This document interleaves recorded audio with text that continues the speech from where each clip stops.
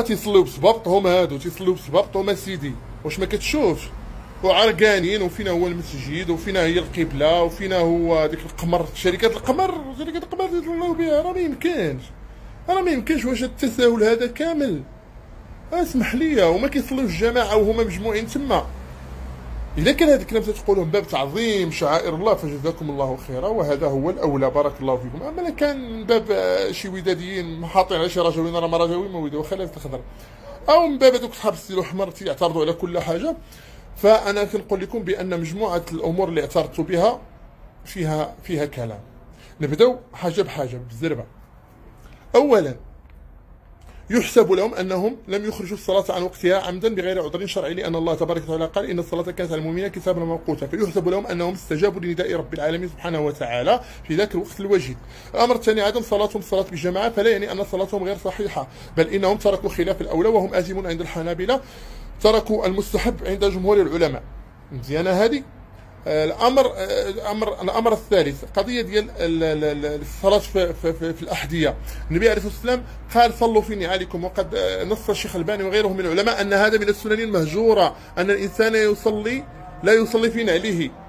فالصلاه في النعال صلاه صحيحه، بل ان الشيخ الباني وغيره من العلماء كما ذكرت قالوا انها من السنن المهجوره، بشرط ان لا يكون الحذاء فيه نجاسه. الامر الاخر، الصلاه في مكان غير المسجد، هذا جائز، بل النبي عليه الصلاة والسلام اعتبرها من خصائصه التي خصه الله عز وجل بها عندما قال وجعلت لي الأرض طهورا ومسجدا. وبل إننا رسول الله صلى الله عليه وسلم نصح رعاة الغنم الذين يقضون غالب أوقاتهم في مرابض الغنم، يعني في الكوارة، قال النبي صلى الله عليه وسلم صلوا في مرابض الغنم، صلوا في مرابض الغنم.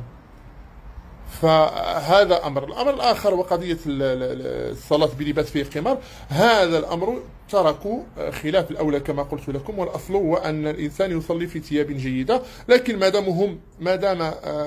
ما داموا في هذا المكان ولا يستطيعون ان يلبسوا تلك الالبسه ويتعذر عليهم وفيه حرج، فان الصلاه صحيحه. وما قال احد بان الذي يصلي بثياب فيها مخالفات شرعيه صلاته باطله، ما قال بهذا احد من العالمين.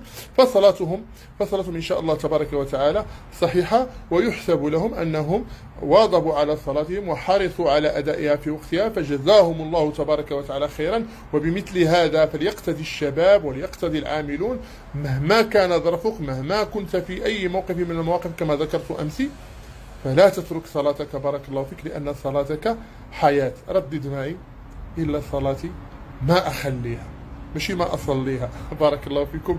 السلام عليكم ورحمه الله وبركاته.